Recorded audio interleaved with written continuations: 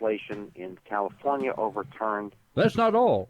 Lawmakers are also considering bills to cripple use of ultrasounds in pro-life centers and legalization of assisted suicide. This government in New York is the most hostile to common sense and to pro-life positions that we've ever seen. I'm Charlie Butts. A conservative political pundit believes that even if Joe Biden wins the Democratic presidential nomination, he will have to overcome some serious issues in his challenge to President Trump. More from Chad Groening. In the latest compilation of Democratic presidential polls by Real Clear Politics, the former vice president has more than a 13-point lead over Bernie Sanders, with just under 33% support. Sanders polls at nearly 19.5%, with every other Democratic hopeful in single digits. Many pundits believe Biden has the best shot of defeating President Trump in the general election. Kathy Adams is a former chairman of the Republican Party of Texas and now serves as first vice president of Eagle Forum. If it is Joe Biden who is going to be the challenger to our President Trump, that they're going to see that President Trump is going to have a very easy walk across the finish line, because there is not a candidate who has more gaps on record than Joe Biden. This man was just a placekeeper when Barack Hussein Obama was the president. And my goodness, you cannot look at anything from that administration and say it was good. Well done. And Adams says if Biden is the eventual nominee, he will be dogged by alleged corruption between the Ukrainian government and the Biden family. We see solid evidence that Joe Biden pressured the Ukrainian government to get rid of their top prosecutor. Why?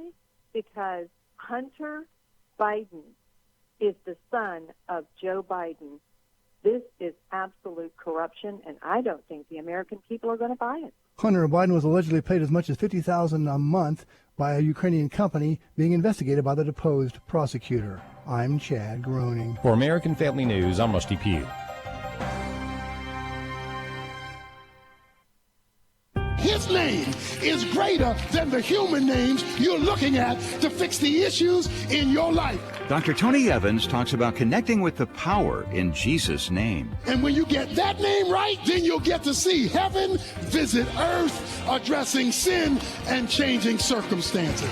A brand new series on the power of Jesus' names, starting this week on The Alternative with Dr. Tony Evans.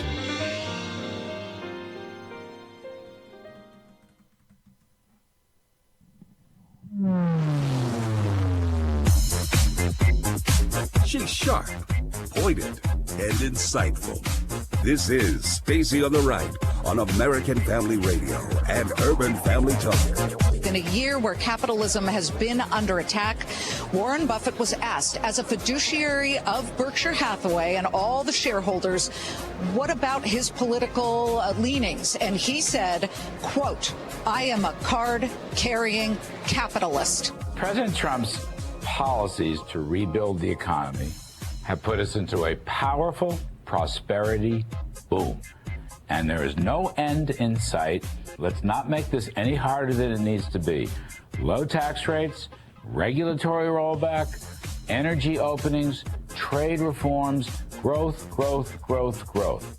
5.8 million new jobs since Election Day, 263,000 jobs in the month of April alone, and the lowest unemployment rate since 1969. The American economy is roaring. And now, Stacy Washington.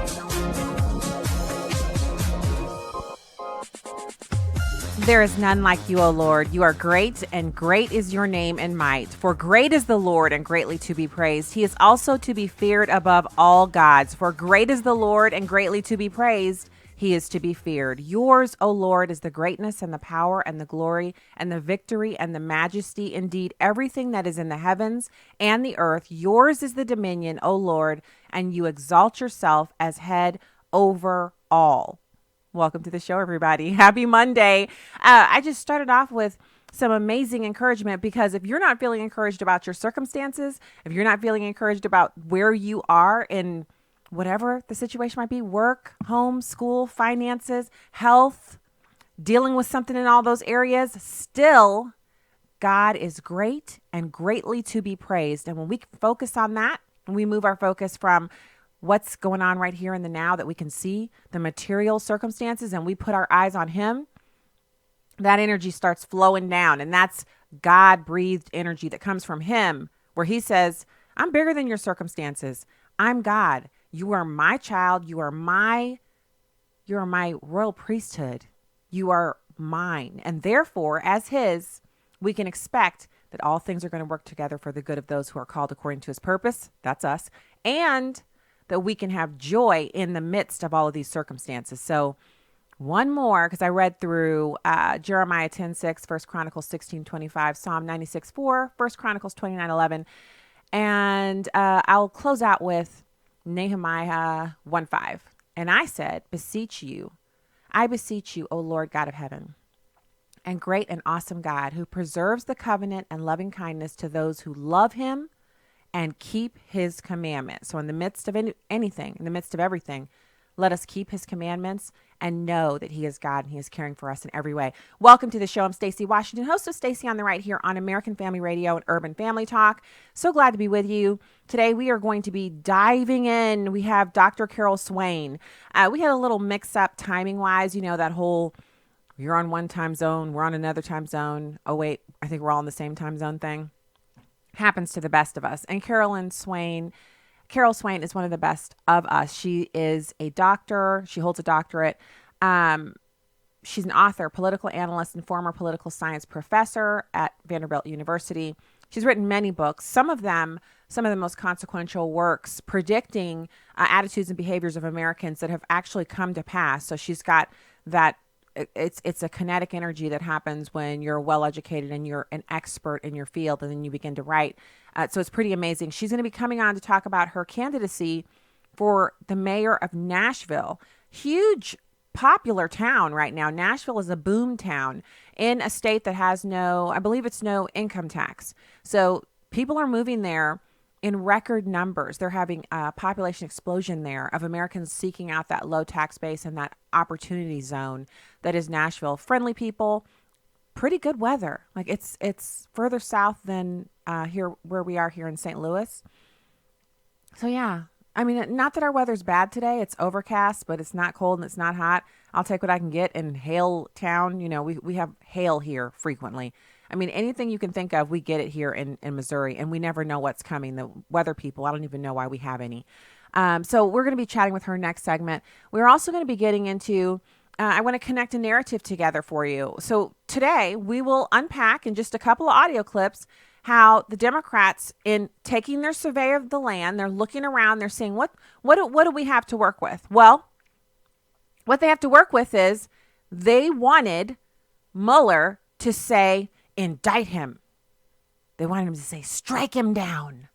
Something dramatic and fierce. Something that could be a quotable for a movie or is a quotable from a movie. That's what they wanted. They wanted Mueller.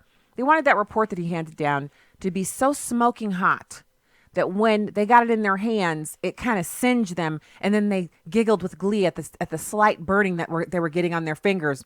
And then as they turned each smoky, crispy page, they would see within those pages indictment after indictment of the horrors and the ill activities and the connections and the puppetry of the Russians with their hand up Donald Trump's back, just making him say and do everything. And the only reason he's president, the only way he was able to beat the anointed one, Hillary Clinton, is because Donald Trump had Putin on his side. Now, admittedly, the memes about Putin where he's riding a bear or he's riding a horse and he's killing a bear, all that stuff. I mean, that stuff is pretty epic. You can find it all over Twitter and online. But in reality, Putin he presides over a country that is decimated. It's literally a shadow of what it once was due to the flirtation and then marriage with socialism and communism. And it's taken them a long time to bounce back because they only recently discovered just a few short years ago that if you provide abortions on demand paid for by the state, that women will abort all of their babies and your families will dwindle down and your country will cease to have population growth. So now they're begging Russian women to marry and have kids. They're begging Russians to go back to the traditional family model. So much so that Putin really is openly very religious, and he's a former KGB agent. So, anybody can be reformed, but, come on, whoa. So when we talk about Putin in the way that I talk about him, he's a formidable adversary. He's someone who's been around a long time. He knows where all the dead bodies are buried, and he put some of them there himself. And he's not to be toyed around with. And his country does have military might because they starve their citizens in order to get it. But as it comes down to GDP, production, and the ability to marshal support from around the world, and reputational value and actual influence around the world, America, the influence of America dwarfs that of Russia. But there's still a world player. But to say that Putin was able to convert an avowed capitalist like Donald Trump and basically completely turn him in orientation from someone who loves to make money, create, and start up things into someone who would just do what they were told. I mean, just ask John Kelly how that went. He was the chief of staff. He went up against that buzzsaw that is Donald Trump a few times, tried to tell him he was going to do this and that. He got his way once or twice, but for the most part, he found that was not his. John Kelly's not used to being disagreed with. Remember, he was in the military. He's used to giving orders and having them followed to the letter. And then, yes, sir, what else would you like me to do? That's what he's used to. And he went up against Donald Trump. So the idea that Putin could turn Donald Trump is so ludicrous. But again, we go back to, that crispy, it's the fantasy Mueller report. The fantasy Mueller report is so detailed in its rundown of all of the illegal dealings of Donald Trump that when you flip through it, you can't flip through it because the pages are crispy because they're so hot. They're so hot with juicy details and the dirt and the swampy nature of it. It's a heavy, thick report. And when you read it, you can't even eat popcorn because you have to hold it with two hands because you can't let it go. It's you put it under your pillow at night. The Democrats would be sleeping with it. If it had anything to do with helping them take down Donald Trump, they would probably turn it into their new Bible and they would incorporate it into the Democratic Party platform. And they would, it rubs the lotion on its skin. They would rub they'd cover it in leather and stroke the outer pages. They would just be unable to talk about anything else. But their disappointment, it's not just woe. It's not just, a sense of malaise. It's not just, you get up in the morning and you've gotten bad news and you can barely drag yourself out of the bed and your food doesn't taste good. And that's where they are. But it's worse than that because on top of not getting what they wanted out of it was plumped up to be so juicy and so sweet and so delicious, so fluffy. And they didn't get that. And then on top of not getting that, the economy is booming. And a lot of things they said couldn't be done. Remember the magic wand comment? There's just so much. Not only are those things happening, but in spite of all that they've done to Donald Trump, in spite of, did you see the headlines they used to put out about Don Jr.? He's going to be indicted. Any day now, Ivanka Trump will be indicted. Jared Kushner and Ivanka Trump will be let off in handcuffs. All of their fantasies printed out for them by their complicit media allies, and none of it has come to pass. Instead, America is seeing a resurgence in certain areas where tariffs are actually working a little bit. Hey, I don't make the news. I'm just telling you. And these people don't know what to do. So if we thought they were unhinged before, now we're going to really see a little something because they've gotten together with their allies in the media and they are bent on still getting their way, even without the evidence that they thought their juicy, much ballyhooed, heavily anticipated Mueller report would give them. They're so mad about that, they want to impeach somebody like Barr, who really, honestly, he's so late on the scene. How could he be impeached? They would want to impeach someone who was actually overseeing the production of the Mueller report and the investigation from on high, and that would not be A.G. Barr. He's just gotten here. So here's the narrative I told you about. You've got Norah O'Donnell, and she actually says on the air, I'm going to tell you what it is. Just listen to this woman setting the stage for what the Democrats are going to do in spite of having no evidence. It's number 4.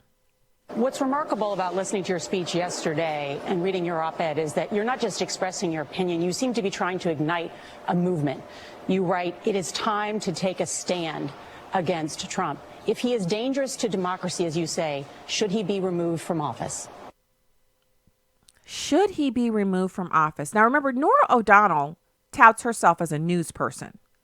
She believes she's a part of the profession of journalism. She does not admit, as I do, that I'm an opinion person and that I put out product that is my opinion.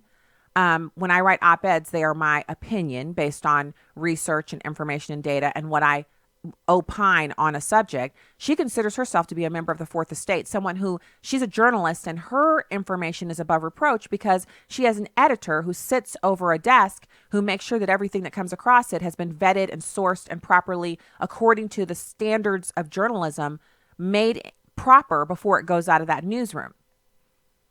She just said, should Trump be removed from office? She didn't say for what. So anybody with even a half of a brain cell would have responded, for what, Nora? What would he be removed from office for? Just because you don't like him? That's not a valid reason for removing him from office. If that's the case, then Obama wouldn't have survived a day. So then you've got one of the presidential candidates. Her name is Klobuchar. And she admitted this uncomfortable truth for the Democrats. And this draws it all together. And we're going to continue this thread throughout the show. But these two bits are important for us to get to our next spot. It's number 2.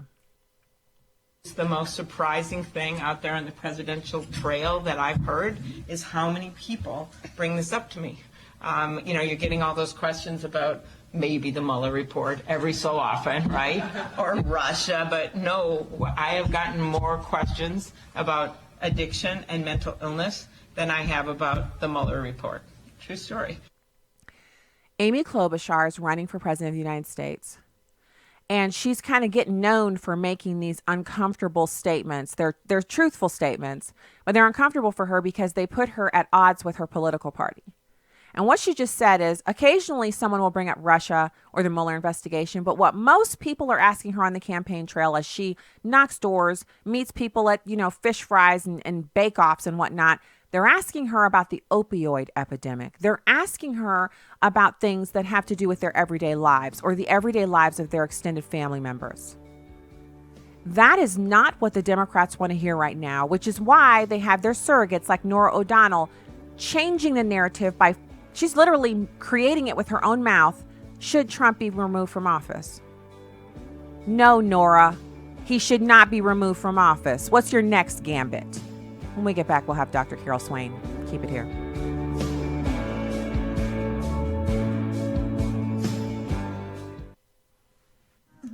Our Holy Land tour for March of 2020 is set. Hello, everyone. I'm Tim Wildman, president of American Family Association and American Family Radio. Last year, we sold out in August, and I expect us to do that again this year. There is such a high demand, especially among Christians in America, to see Israel, the land of the Bible. So we're going again in March on our annual trek. So I wanted to go ahead and let you know if you want to sign up and register, get more information, whatever the case may be. If you want to go to our website, twholyland.com, twholyland.com, everything is there.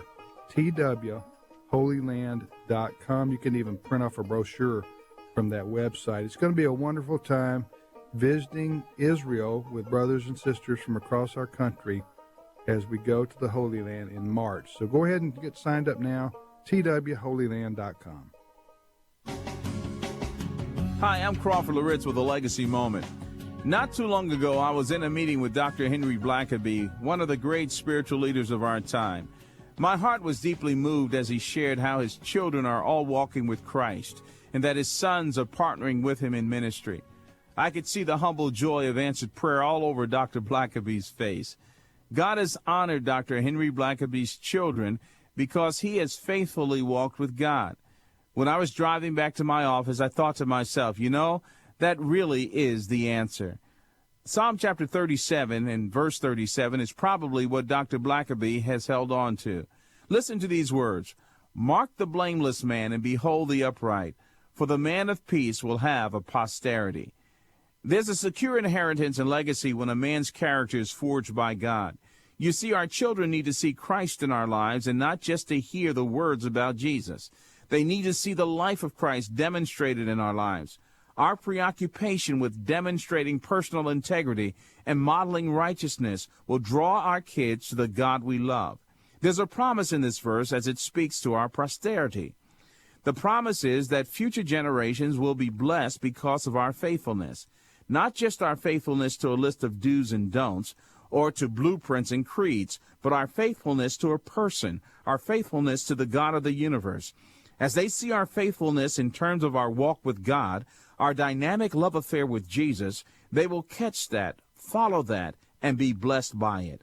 Well, here's what I want you to remember today. The foundation for the next generation is being laid today. What are we going to give them? Experiences, rules, regulations, or a life committed to Jesus Christ? Join Crawford Loritz tomorrow for another Legacy Moment.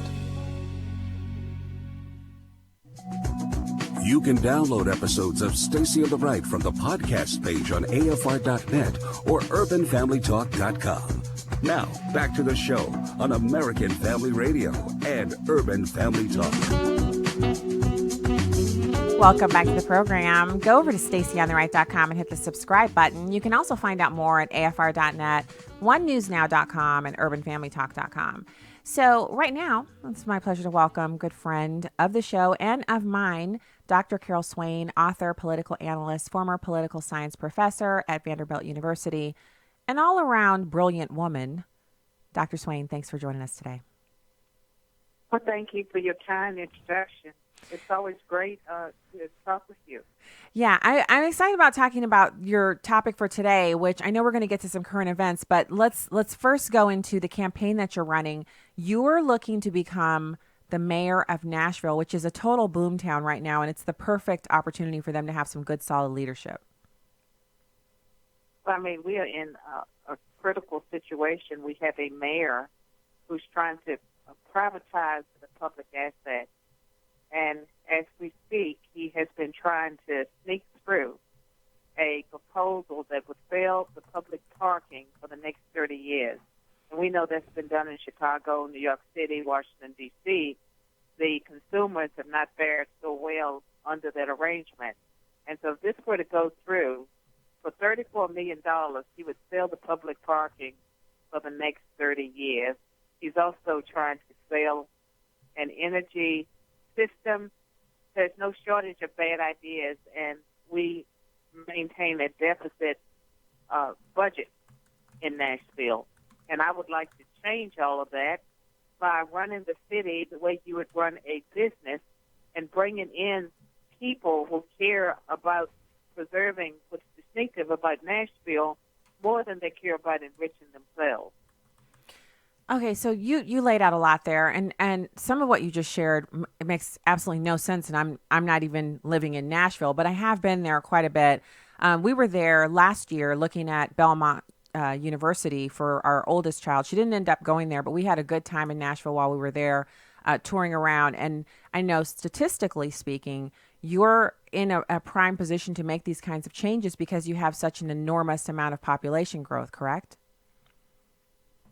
Well, we have a lot of growth in Nashville, but we also have a situation where we've not paid enough attention to our infrastructure and to the small businesses, and we have rising crime. Just like Chicago, we have rising crime. So I come on the scene at a time when a lot of people see the need for change, and I might add that Nashville is a city that has never had a Republican mayor.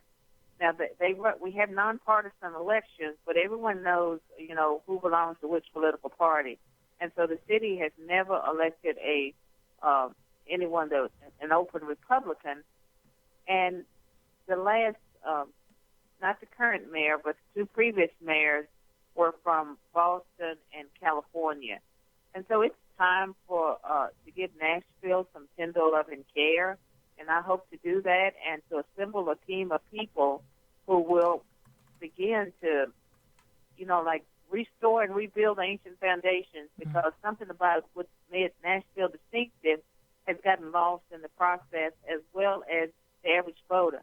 And even worse than all of this stuff, as we speak, there's an effort to implement ranked choice voting. And we know that was passed in vain in the last congressional election, and a Republican that was leading at one point that should have won actually lost, because under a ranked choice voting system, there could be 5 to 10 people running, and voters are expected to rank each one as first, second, third, fourth, etc., according to their preferences. And the system is subject to manipulation because some candidates may vote for only one candidate. If you vote for one candidate, your vote counts, 4 or 5 times as much. And it can end up in a situation where the least preferred candidate walks off with whatever office is up for grabs. And that's something that we see. It's one of the methods that was used by Democrats to flip California, which was a red state, deep red. They use that and ballot harvesting to switch the entire state from Republican rule to Democratic rule. They know exactly what they're doing, and we have to, become wiser about fighting back. But I have to confess that most Nashvillians were not paying attention, and I was among them. And I only learned Saturday that this is on the ballot for City Council tomorrow for the last reading. And if it passes, it will be on the ballot August 1st. That's when my election is, August 1st. And it will affect future elections. It could turn the mayorship and all the local elections into a ranked choice system, and that's bad for voters and the democratic process. And this is all from, and I don't mean this to sound horrible to other people who are moving in from other places, because there's a lot of that going on. People are fleeing high tax states, but you got people who moved into Nashville from California. You said Boston, places where the taxes are way too high. They get there, and the first thing they do is start changing Nashville into the place that they ran away from, because that's exactly what that sounds like to me. They always do that, and immigrants do the same thing. Like they escape a hellhole, a lot of them, and then they work really hard at creating what they left behind. And I say they do this because a lot of times they are fighting against some of the things that relate to, like, freedom of speech or just law and order. Like, we all need law and order when it comes to anything that pertains to government and living in a society. And if you start being lax about one set of laws, it has a spillover effect. Mm-hmm. So I know there are a ton of other issues. Would you say that there are a top? You named off a few things. What would you say are the most important? Obviously, to stop the removal of basically one citizen, one vote with this ranked voting thing? Well, the most important issues in this election are crime reduction, number one, because our crime rate has been increasing, and we're short a minimum of 120-some police officers. But for a city our size, with the crime rate that we have, we ought to have 300 more police officers on the street than we do.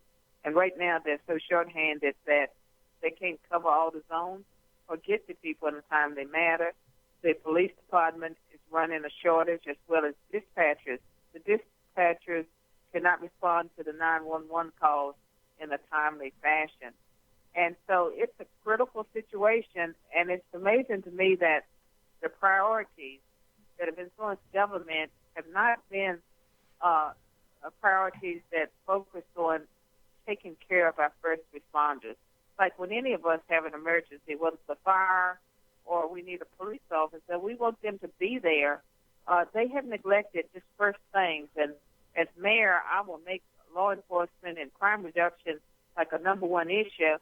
The other is traffic and transit. We have so much congestion, and there are some common sense things that can be done. There are like 50 intersections already identified where we can put in turning lanes and better synchronize lights. And I would encourage more work-at-home technology and flex time. And then long-term, we have to do more, but it involves working with the state government as well as the federal to do what needs to be done. Okay, so those are fantastic. Now, I want to pivot over to what we're seeing nationally with and this kind of this it's all the same animal. We're seeing the Democrats really digging in their heels when it comes to this impeachment effort. And I know that once someone gets obsessed with something and they won't let it go, but we're not talking about one individual here. We're talking about, you know, the leadership of the Democratic Party and then all of the kind of foot soldiers, the ones who are the most activated. Everyone's still beating the drum for impeachment, even though there's not a scintilla of evidence that would lend itself to impeaching the president right now. Oh, I know that. And if they do that instead of governing, and it's really about taking down the whole society. And so, you know, I hope it backfires. It should backfire because the voters need solutions to health care reform, immigration. You know, we can go down the list of problems that American citizens have that they would like to have solutions. Our lawmakers are asleep at the wheel. And let the Democrats continue to pursue that strategy. I believe it will backfire. So when we talk about backfiring, we're already seeing that with a comment I played last segment by Amy Klobuchar. She's running for president. And she said people aren't talking to her about Russian collusion or impeachment. They're talking to her about the opioid epidemic and, you know, healthcare costs and things like that. Now, the president has said that he can't, well, I think he wanted to roll something out for healthcare for 2020, and Mitch McConnell smacked that down. He said, no, we're not doing anything before 2020. So what do you see as a possibility for the president? So, because we don't want socialist single payer or anything like that, but I guess something has to be done from the government angle with healthcare. Do you have any like suggestions or ideas about how he could go about doing that? Well, I think the president should continue to focus on immigration reform and not just the wall, but reform and everything that's spoken about immigration, and focus on that this term. And deal with the health care. For one thing, there are people working with his administration on health care, and the health care crisis is much worse than the average person knows. And so they should continue, you know, working on a plan, but I don't believe the president should dilute his resources by surrendering on immigration and jump into a new issue. So I would like to see President reminding the American voters repeatedly that he wants immigration reform, but you know that there are people that are throwing roadblocks in his path. And then with the health care and some of those other issues, I think that the policymakers, the Republicans and Democrats that want reform, that they need to keep working. They need to develop a plan, a good plan. And when the president is reelected, and I expect he will be reelected, then he should focus on that. But I don't believe he should give up on immigration, and he should continue to go before the public, as he's done in the past, and lay out his policy ideas. So you mentioned immigration a couple of times, and it's one of the issues that I hit hard here on the program a lot. I mean, there's so much news about it. And one of the things that's most disturbing to me is that we don't have any help from Democrats who they are also impacted by illegal immigration. Their constituents have their children killed by illegal immigrants, and drunk driving is up in the states where they have the sanctuary cities just like it is everywhere else. The New York Times editorial board just came out and said that the Democrats should give the president the money he needs for the wall and other immigration proposals. Do you see other editorial boards of newspapers kind of coming out of their little hobble holes? Because I believe they agree, but they're too afraid to say anything. Do you see anybody else joining in this? Well, I mean, it's a herd mentality. I think that once the New York Times comes out, it's possible that some of the other liberal media will follow suit. And so you might get more activity in that way. And I say the same thing about colleges and universities. Like, people ask me all the time, is it hopeless? You know, is there any way that you can turn things around? And I tell them all it takes is one major university. You know, it could be Harvard, it could be Stanford, it could be I don't think it'd be Yale, but one of those institutions to say that they value free speech and that they want diverse faculty, and if they set the trend of recruiting conservative professors, all the others will follow suit. If one major university says they believe in free speech, so I think the same with immigration. If you get enough liberals, whether or not it's the newspapers or commentators or just individuals that are former members of Congress, that are Democrats, to come out and say something needs to be done, the others will follow suit because they have a herd mentality. So that's what I kind of felt like. When I saw it this morning, the first thing I thought was, how many of the others are sitting back and they want to write an editorial too? You know, they're scared. They have family members living near these places where they're being overrun by illegal aliens coming in, family members. The kids are swarming the schools. They see the negative impacts, but they don't want to be the first one out. And so now you got the New York Times. They're the first one out.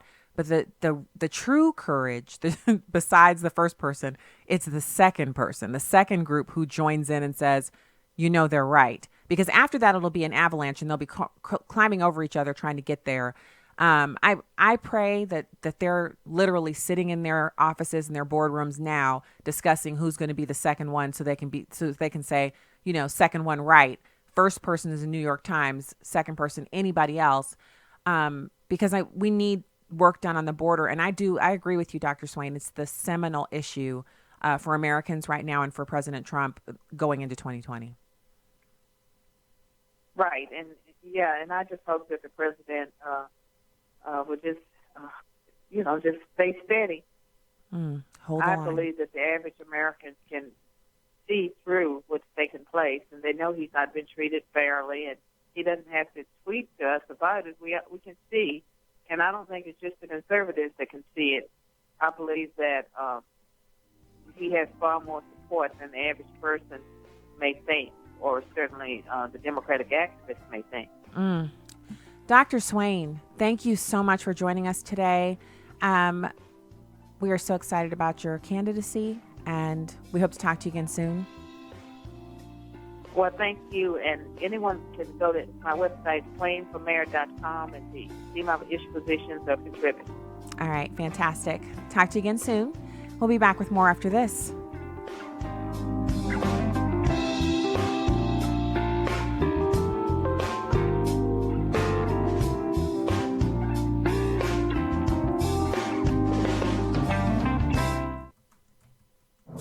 This is Uncommon Moments. Here's former Super Bowl winning NFL coach Tony Dungy and his wife Lauren sharing from their book Uncommon Marriage. Does God open doors when we ask him to? For Lauren and me, God certainly did. Tony and I both had a strong desire to adopt. The adoption agency we were working with said there was a real shortage of African American adoptive parents. If we were considering an African American or biracial child, she had several to choose from immediately.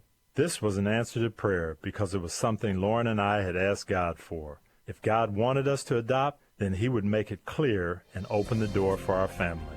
God does answer prayer, and he wants the best for his children. So just go to him in prayer and tell him your needs. Tony and Lauren Dungy, authors of Uncommon Marriage, learning about lasting love and overcoming life's obstacles together. Discover more at CoachDungy.com. I'm Will Addison, Director of Urban Family Talk. We desire to be a movement of time tellers. In 1 Chronicles 12:32 it says, the sons of Issachar were men who had understanding of the time, to know what Israel ought to do. In these perilous times, God is raising up a people of discernment who will see, pray, and act. We sound the alarm as watchmen. We cry aloud that God's people may be activated for his service. Join the movement at urbanfamilytalk.com. Hi, friends. There's a new show in town on Urban Family Talk, nightly, 7 p.m. Central. Join me, C.L. Bryant, as we build the bridge to conversation throughout our great nation, the greatest nation on the face of the planet, the greatest success story the world has ever known. Nightly, the C.L. Bryant Show over Urban Family Talk, 7 p.m. Donald Trump's America. President Trump says the witch hunt is over, but the House continues to dig at the Russia probe with plans to go to the source. Special Counsel Robert Mueller has been invited to testify before the House Judiciary Committee.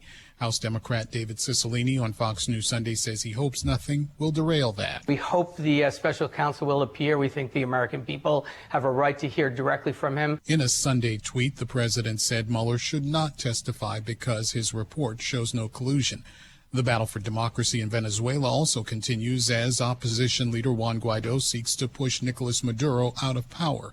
Secretary of State Mike Pompeo, also on Fox, says the United States wants all other countries out of this nation and allow the Venezuelan people to restore their own democracy. We're confident that we're going to achieve that. That includes Russia, but President Trump says Vladimir Putin has told him he's not interested in being involved in Venezuelan matters.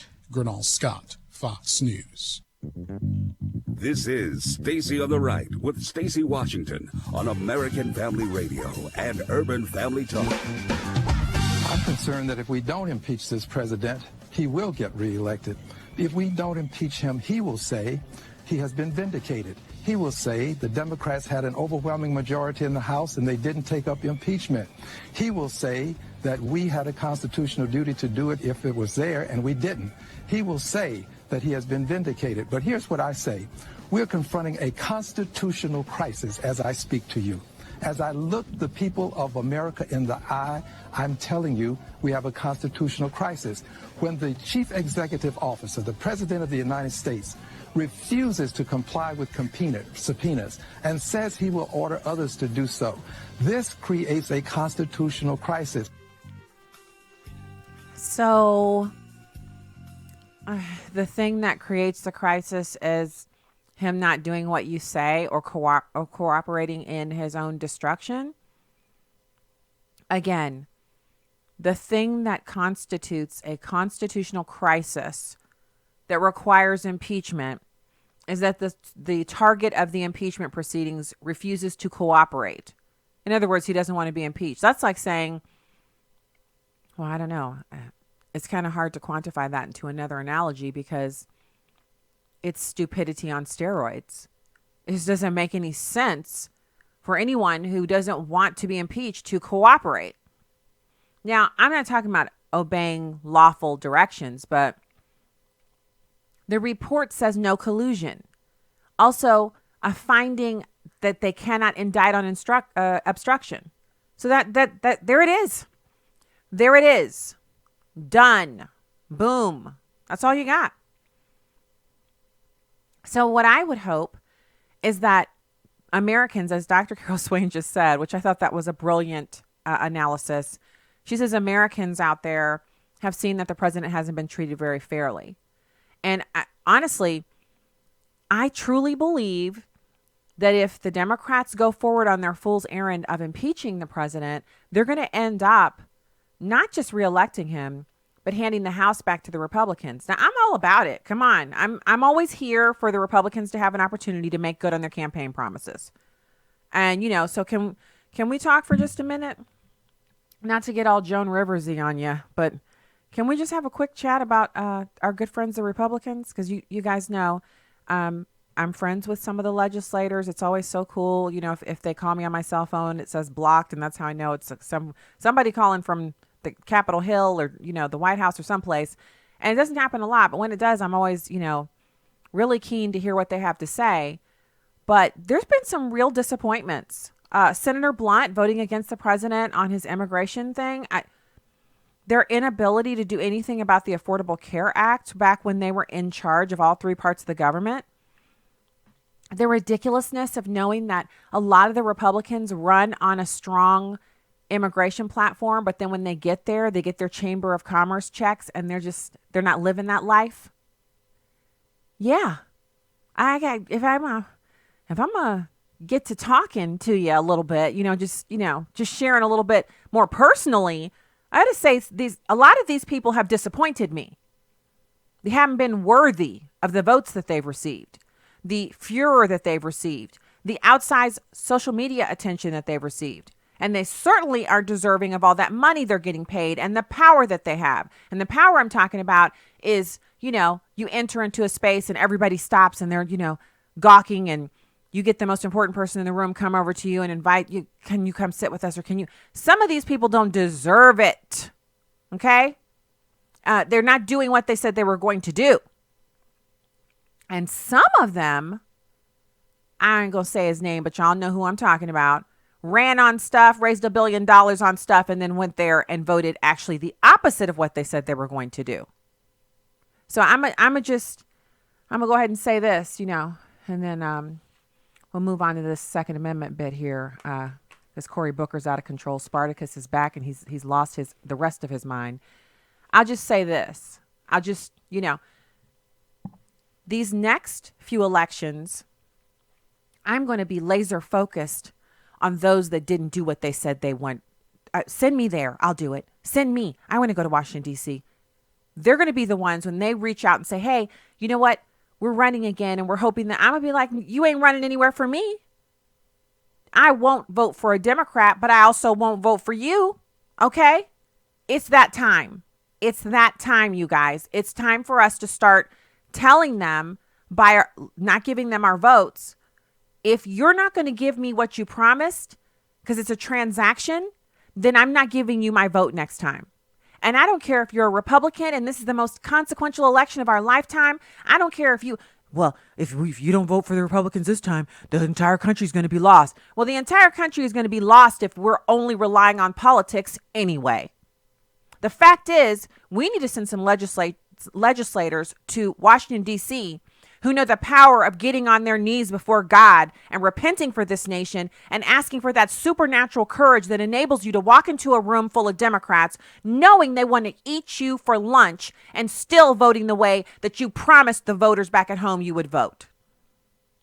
We need a couple of legislators, and by a couple, I mean everybody who has an R behind their name, that if they're going to be at church on Sunday shaking your hand after the service, and if they're going to be quoting scripture on the stump at their campaign events, that when they get there, they're not going to forget that scripture. Instead, they're going to continue to read it and eat it and memorize it and make sure that it's in them so that what comes out is godly. Yes, I know they're not pastors, but they are still responsible for their actions. And when people don't do their jobs, other people die. And if they're going to be continuing running on these platforms, I mean, it gets positively religious up in the joint at some of these campaign rallies and these places where we're all getting together and we're clapping and we're excited. And I'm tired of that empty exercise, because when they get there, they don't remember who we are. They don't remember the promises they've made, and they don't deliver.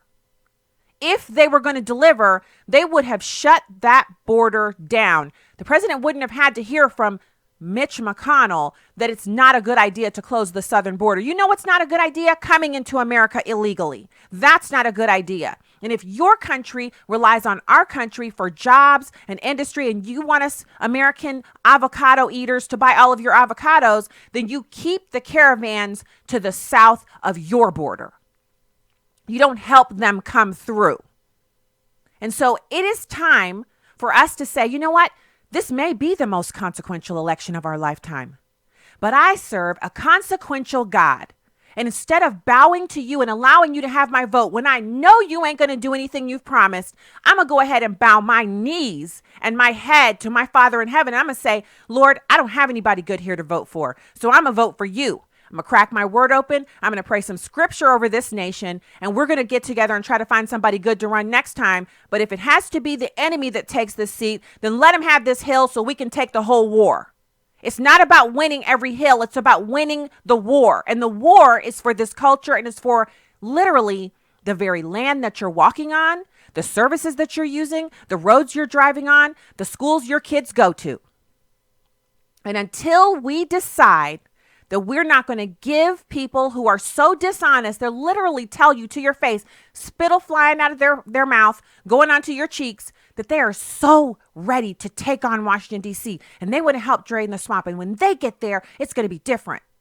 And then the next time you see them, they're being driven around town by some volunteer. They have staffers all up in the car with them. Everybody's got two phones, personal phone and your secure phone. And they're wearing $5,000 worth of clothes. And they've stopped pumping their own gas. And they haven't been to the grocery store for themselves in a while because now they're DC. It's time for somebody to go to Washington, D.C., who can't be bought and sold, who remembers the faces of those voters they made the promises to and put their spittle on so they can get something done for what they promised. Because I'm never looking for them to do anything actually extraordinary. I don't expect legislators to be wildly creative or brilliant. They're politicians. But I do expect, if I'm voting for you, that you would remember that. I expect, if I live in your district and I reach out to you, that you would return my call. It's not too much to ask. Yeah, I know you got a lot of people to call. I don't care what you got. You have 20 staffers. Somebody should pick up the phone and call me back. Not because I'm Stacy on the right or I'm special, but because I voted for you. I voted for you. But let me amend that. That was last time. This time, if you haven't returned my phone calls, if you haven't done the things you promised on the campaign stump, and yes, I remember it, then I'm not voting for you next time. And if you lose and we don't have the House and so God is in control.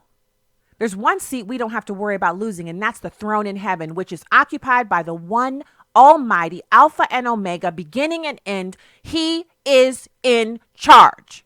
And so I'm not going to waste my time voting for people who won't do what they've promised me. If I can pray to God and vote the rest of the ticket. I can vote for anybody who is doing their job and let him deal with the rest. So sure, still a Republican over here. You know what I'm saying? I'm not changing parties, but I am telling you that if you are there now and you're not doing what you're supposed to do, you had better figure something out quick, because I don't just mean I'm not voting for you. I mean, everybody I know that I can tell the same thing I just said right here, right now, I'm going to tell them too. If I can take my little matchstick and light another candle that can light another candle, will be the blaze that sends you back home. And then the next time I see you, you will be buying your own groceries. You will be at the gas station pumping your own gas, because you'll be back in the land of the real and the living like me. We'll be pumping our gas together, because you don't belong in D.C. You don't belong there. Now, speaking of people who don't belong, here's another one. It's Cory Booker. He says when he becomes president, he's going to outlaw all the mean bad guns that are like weapons of war. And if people don't give up their guns, well, he doesn't want to say it out loud that he'll put you in jail. But I kind of think Cory Booker, Spartacus of America, wants to put people like me in jail. And I'm telling you, he better come deep. If he's planning on putting me in jail over the Second Amendment, he better come deep, because I'm not going. Here he is. It's number 3. Well, first of all, when I was mayor of the city of Newark, again, I have a record on dealing with gun violence. we did a lot of gun buybacks and even other creative ideas that I think we should have when I'm president of the United States. The critical thing is, I think most Americans agree that these weapons of war should not be on our streets. But, again, would you prosecute people? Do you support the government buying them back? And if not, potentially people could go to jail if they don't want to sell them back. Yes or no? Again, we should have a law that bans these weapons, and we should have a reasonable period in which people can turn in these weapons. Ban it, but not for the criminals. We have a nation that allows, in streets and communities like mine, these weapons that should not exist. Streets and communities like his. Cory Booker's rich, y'all, okay? He's not as rich as, say, a Nancy Pelosi. He's not Maxine Waters rich, but he's rich. He has way more money than you or I do, right? He is not at Walmart like you and I are, buying our bins, sending our kids off to college. That man is not working a spreadsheet and adding up scholarships and, your grandparents are putting in this and daddy and I are putting in that, and this is how we're going to get college paid for. He's not doing that. Not because he's not a father, which he isn't, but because he doesn't have to worry about that kind of stuff, because he's not regular like we are. He's not budgeting. He's not clipping coupons. He's not downloading scholarship apps. He is not like us. So when he says in my neighborhoods, what is he talking about? He has armed security. And guess what those armed security guards carry? What Cory Booker likes to call weapons of war. Wouldn't it be great if somebody made like a video of all of these different kinds of guns, and then every so often the little voice would come on and it would sound like weapons of war. Yeah, he's talking about regular firearms that people are using every day to defend themselves from perps, criminals, gang members, drug dealers.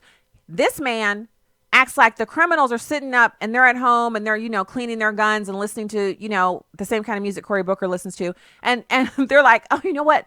It would be great if somebody would just, do a weapons buyback. You should ask Cory if that interviewer was worth her salt. She would have asked Cory Booker, hey, you know what?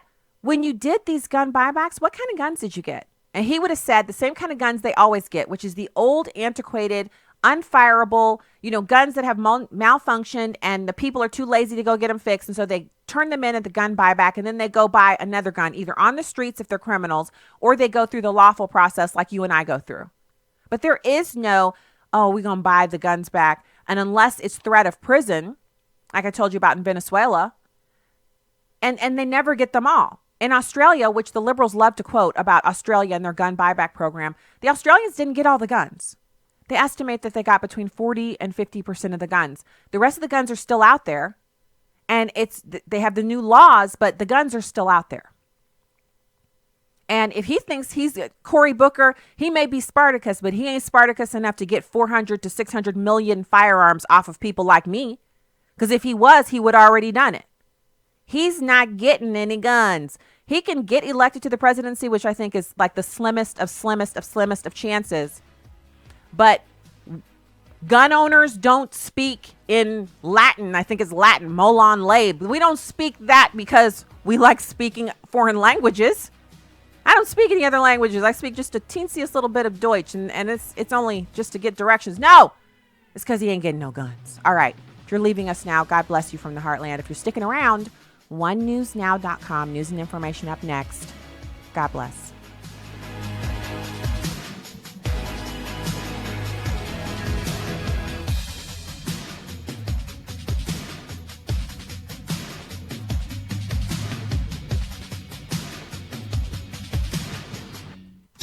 Urban Family Talk. Urban Family Talk. Always stay up to date with the latest in the culture war from the news team of One News Now. Use the One News Now mobile app. It neatly categorizes news and articles from the One News Now website in an easy-to-find format. You can read the stories, watch videos, and conveniently share any news story. It's now available for download from your phone's app store.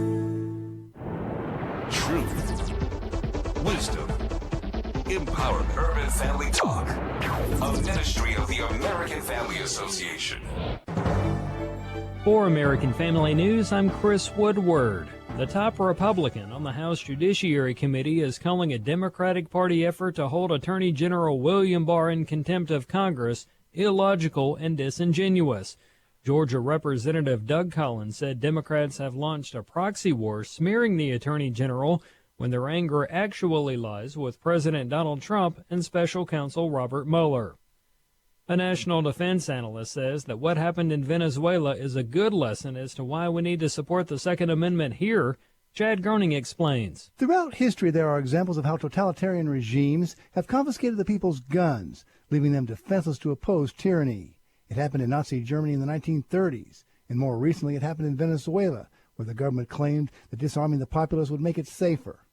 Bob McGinnis is a senior fellow for national security at the Family Research Council and author of Alliance of Evil. Back in 2012, the government under Hugo Chavez just confiscated all the weapons in the hands of civilians. So the only people with weapons in that country, ostensibly, are the military and the police forces that are by and large loyal to Maduro. And McGinnis says Americans must take heed. Now, this is a lesson, I would argue, for this country to recognize the importance of not disarming the average citizen, that we have to recognize that when socialists get into power, they often turn to tyrants. And in this case, the tyrant has all the weapons, and he has strong allies that are willing to back him up. And not surprisingly, the disarmed population has had to deal with rampant crime throughout the country. I'm Chad Groening.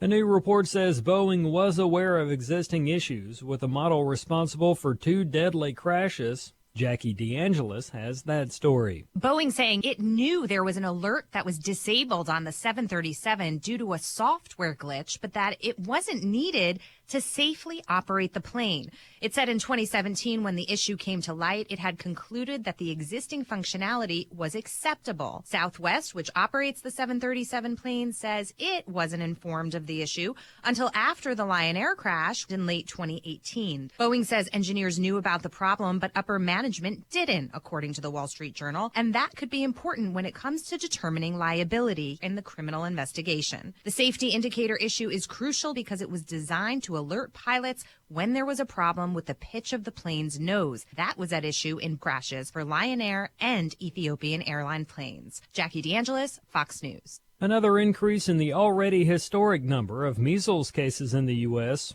Lillian Wu has more. It's already at a 25-year high. Now the number of measles cases in the U.S. gets bumped up again. Health officials say at least 60 more people have contracted measles at last count, pushing the number to at least 764 cases in the U.S. Last week's new infections include 41 in New York City and 11 in nearby Rockland County, mostly from unvaccinated people in ultra-Orthodox Jewish communities. There have been measles reported in 23 states this year. Most people do recover, but measles can lead to pneumonia, brain swelling, and even death. Lillian Wu, Fox News. Georgia Governor Brian Kemp is expected to sign a so-called heartbeat bill on Tuesday. The bill bans most abortions after a baby's heartbeat is detected, which can be as early as 6 weeks.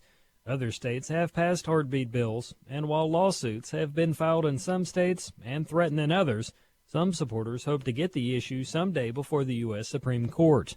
In final news this hour, a new royal baby boy. I'm very excited to announce that Meghan and myself had a baby boy early this morning, a very healthy boy. Mother and baby are doing incredibly well. It's been the most amazing experience I could ever possibly imagine. That's Prince Harry of Sussex, whose wife Meghan Markle gave birth today. Their child is the 7th in line to the British throne. Find more news at onenewsnow.com. We're also on Twitter, Facebook, and the One News Now mobile app for Apple and Android devices.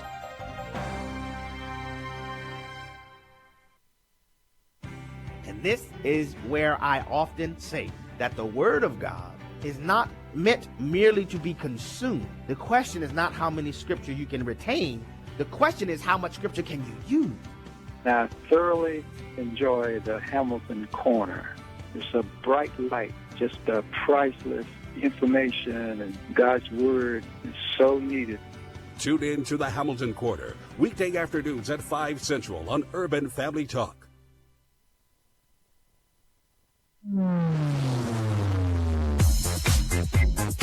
She's sharp, pointed, and insightful. This is Stacy on the Right on American Family Radio and Urban Family Talk. In a year where capitalism has been under attack, Warren Buffett was asked, as a fiduciary of Berkshire Hathaway and all the shareholders, what about his political leanings? And he said, quote, "I am a card-carrying capitalist." President Trump's policies to rebuild the economy have put us into a powerful prosperity boom. And there is no end in sight. Let's not make this any harder than it needs to be. Low tax rates, regulatory rollback, energy openings, trade reforms, growth, growth, growth, growth.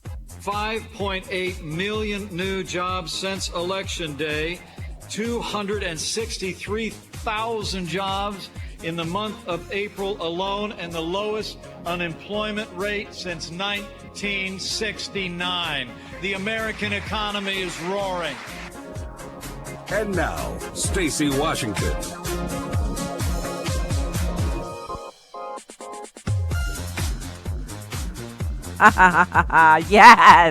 Yes, I'm back. And you know what?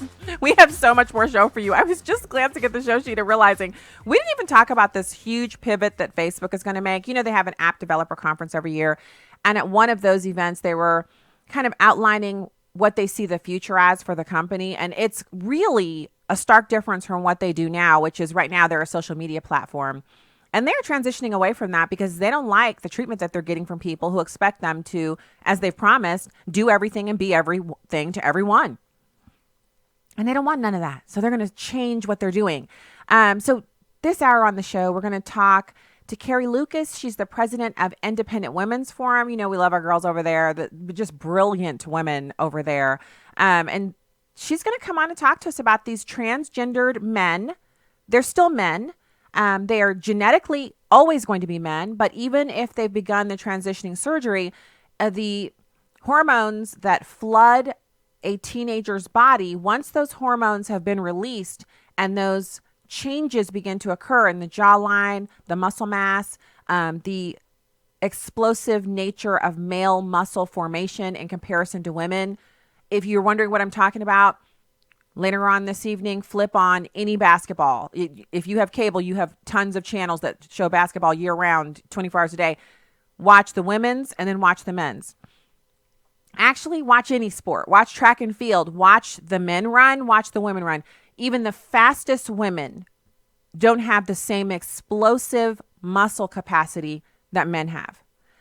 Even a man who is shorter, maybe even is a little bit on the thinner side, his muscle mass still dwarfs that of a woman similarly sized to himself, and the explosive nature of the use of his muscles, in other words, the kind of bursts of energy that he can utilize through his muscles, women can't do that, okay? So I'm glad we can't do it. I think being a woman's awesome. But for those who want to say there's no difference between the sexes, that men, no, that's a lie from the pit of hell. And that's a part of the Democrats' agenda to erase gender. And they're so far along in that agenda. So what I want to do, I got this Hunter Biden Ukraine business story. I want to break that down for you really quickly because you might be hearing about it in passing, or you might have even had someone who's a Democrat say, that's nothing. This is making stuff up. So I'm going to give you just the outline of it, the skeleton of it. And if you want to know more, I'll put the link on the Facebook page, and then you'll be able to read it for yourself and get more. I actually don't think it's going to matter to Democrats that he has this kind of, past with the Ukraine. As much as they cry about hating Russia, they don't really care about this. They don't care about Russia. They don't care about foreign influence. They only care about whatever it takes to get Donald Trump. If they thought that orange trees growing in a certain part of Florida were the key to impeaching Donald Trump, then it would be orange tree, orange tree, orange tree, right? This isn't about Russia as much as it is about Russia being a means to an end that was selected for them by their losing candidate. That's what's so funny about the whole thing. They let Hillary decide how they would take down Donald Trump, and she lost. Like, who do you get your advice from? Do you go find the biggest loser to get your advice from? Or do you go find the person you're afraid of? Because a lot of Democrats are afraid of the Clintons. No, you should go find the person who's already done the thing you're trying to do and ask them, I'm trying to do X. Do you have any advice for me? Anyway, we're going to talk about that. And then last segment, we are going to get into Bernie Sanders saying it would be silly to promise to have a running mate of color right now before he's won the nomination. Because the others are now starting to say, like, I'm going to pick a woman for sure. My running mate's going to be a woman. So as they begin to kind of kowtow to the agenda, it's funny to me because I know liberal orthodoxy. Now, I don't believe in it. Y'all know me. I don't believe in it. If you're the right tool for the job, get in there. Let the person who's making the decision choose you. I tell you what will happen, and this is just my experience talking, and I've seen it happen to a number of people where I'm in observation mode. I'm not even close to that person, but I see it. When the right person for the job doesn't get chosen, the person that gets chosen will either do a decent job or an adequate job, or they'll bumble through it and they'll have to go. And then the person who made the decision will wish that they chose the right person for the job. Meanwhile, the right person for the job, because God works all things out for the good of those who are called according to his purpose. He's working all things out for your good, no matter what, no matter when, no matter how, no matter what time it is, no matter, he's working it out. You'll go on to do something that's even better than the thing that you missed. The thing that you were like crying about, oh, I didn't get to do that. God will give you something even bigger, something where you have to give him the glory for being able to do that job because it's bigger than what anybody expected you to be able to do. They look at you later. They're like, wow, look at you. Who knew? And you're like, well, God knew because he put me here. I get up every day. I'm like, thank you, Lord. Let me do this. That's what will happen. So you've got, I think Bernie Sanders saying it would be silly to promise a person of color. He's right. It is silly, but that's not the party he's a part of. Now, we all know he's a socialist, but he hangs out with the Democrats. And so he's got to learn their thing. Their thing is, it doesn't matter who the right tool is for the job. You pick somebody of color, you pick a minority, you pick a woman. You make a promise you're going to do that, because if you don't promise that, then you're basically saying we're wrong, and we're never wrong. That's the Democrats' mantra. So anyway, we'll talk about that in the third segment. So right now, you know what's booming right now? You know what's killing it? The economy. And I want to make clear before we go into this, I'm all about celebrating when there's good news. But I also don't want people to be lulled into complacency and think, well, the economy is good, and so, God must be really pleased with what we're up to. No, I don't think that at all. I think really it's kind of a test of our strength and how dedicated we are to trying to do what God has told us to do. When times are really good and everybody's riding high, people have a tendency to pull away from God and to say, you know what, I got this. I'm good. This is when we need to be digging through the scriptures even more, when we need to be more plugged in at church and, youth group for the teenagers or whatever it is that way that you express your devotion. We've got to be plugged in, because right now things look so fantastic on the surface. And it's nice. You can spread frosting on anything, but eventually you're going to have to cut into or bite into that thing. And if you're biting into, last week's trash, but it's got frosting on it, well, you're not going to like that. And that's essentially what we have going on. So I'm going to read down just a few of the things that are that last week's trash that we have going on culturally. The economy is the frosting, but from history that Americans have been able to survive and thrive, whether we've had almost nothing when we were borrowing money from the French way back in the day, when we've been at war, when we've been prosperous, when we've had, literally the economics have just fallen out from under us and we've been trying to claw our way back. Americans have still been able to survive because God has blessed our nation. But I'm going to give you some details here, and it's not depressing but we need to be aware of this and then working within our own communities to put a stop to this, because evil is running amok. So here's Chuck Todd. Yes, I said Chuck Todd, touting the Trump economy. It's number 6. Go back data download time. As you may have heard, the economy is doing great. As President Trump likes to reiterate, there are jobs, jobs, jobs. And he's not wrong. Unemployment is at a 50-year low at 3.6%. It's the lowest unemployment rate since 1969. And unemployment has been at or under 4% for over a year. Wow. He even had some snazzy music in the background, so it's like a package for you. Can you believe that's him? He sounded almost excited, didn't he? Interesting. So what was I talking about when I said that there's a whole lot going on and it's beneath the surface? Well, I'm talking about what's going on with our kids. It's worse than just the drag queen story hour. It's worse than that. We're talking about the pedophile project, where your 7-year-old is next on the Sexual Revolution's hit parade. And this is a campaign to legalize pedophilia. Now, everybody always tells me whenever I bring up stuff like this, they're like, you are just so negative. I had somebody tell me that one time. She was like, just like that. You're so negative. You're just like, everything's an emergency to you. And I'm like, everything's not an emergency. But you're always talking about these issues. I'm like, yeah, well, I'm telling you the truth about issues. If you don't want to hear it, you're welcome not to click on the Facebook Live link. You don't have to hear it. But I just think that you're overinflating the seriousness and the severity. I was like, no, I'm not. I'm just telling the news as it is. And then you just don't want to deal with it.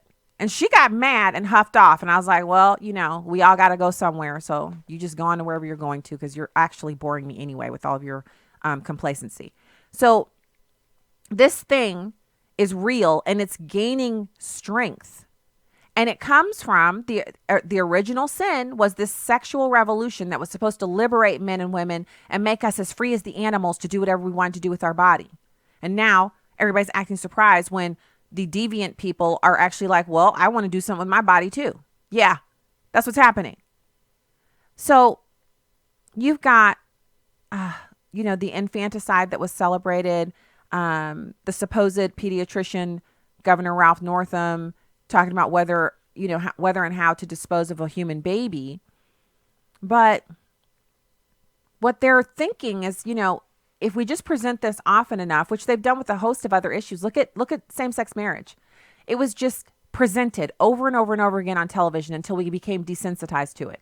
And then a bunch of people were like, well, they were just born this way and we got to love them. And then, next thing you know, we're advocates. And then there you go. But it's the timing that really is the precursor for them doing this thing with this, pedophilia as a sexual orientation. You have to get the public to accept the unacceptable through conditioning.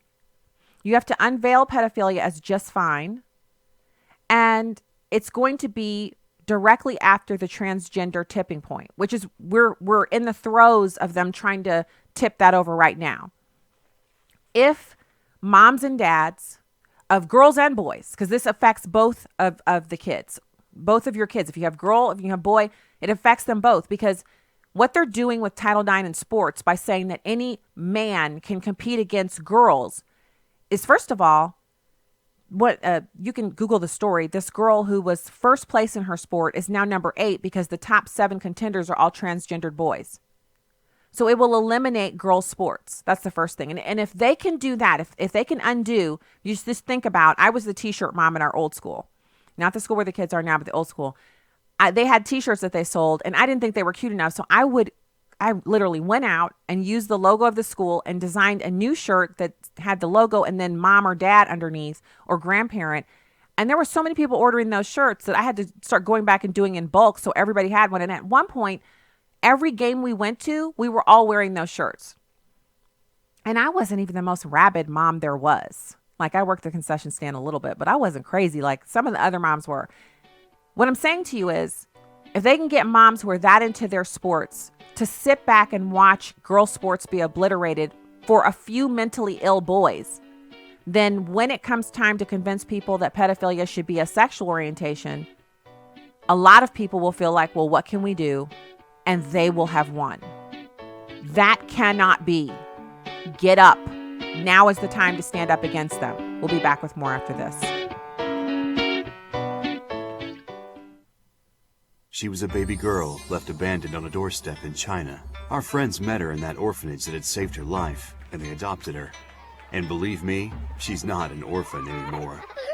There are a lot of folks who have felt orphaned for much of their lives, either left behind or left alone. Maybe you know the feeling. Well, just like that little girl, someone went a long way to get you. Someone who chose you. He's adopted a lot of spiritual orphans into his family, and he's ready to adopt you too. Jesus said, I will not leave you as orphans. I will come to you. We've been cut off from the Heavenly Father by choosing to run a life that He was supposed to run. So we feel spiritually fatherless. But God's Son came all the way from heaven to that awful cross to pay for your sins and give you the chance to be His. You can belong to Him by saying, Jesus, I'm yours. It's something we'd love to help you do. Call us at 888-NEED-HIM or go to chataboutjesus.com. You will never feel orphaned again. This is Viewpoints with Kirby Anderson. President Trump's opponents argue that there is no crisis at the border, thus we don't need to build a wall or deploy troops to the border. Proponents, of course, argue just the opposite. Is there any way to evaluate these contradictory claims? One way, of course, is to look at the increasing number of men, women, and children crossing our southern border. The U.S. Border Patrol reported that more than 76,000 migrants crossed illegally in the country in just 1 month. That seems like a crisis. But there's another way to evaluate those claims. That is to look at the number of those migrants who came across our border with dangerous intentions. Terrence Jeffrey, editor-in-chief of CNS News, and he examined the criminal statistics for federal courts. He found that the 5 federal court districts that sit along the U.S.-Mexico border were the top 5 districts in the country for the number of defendants convicted and sentenced to imprisonment last year. Those would be the Western and Southern Districts of Texas, the Southern District of California, and the districts of Arizona and New Mexico. He has mentioned in some of his radio interviews that this is well known by assistant U.S. attorneys. They know that if you want to work in a busy federal court district, just go to West Texas, South Texas, Arizona, California, or New Mexico. Even more to the point, criminals like drug cartels, migrant smugglers, and human traffickers know that the border is not secure.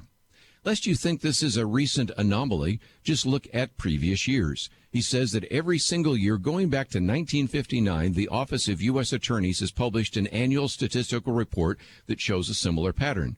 People on both sides of the border are being victimized, and the court records provide yet another statistical illustration of why we need to protect the nation's border. I'm Kirby Anderson, and that's my point of view.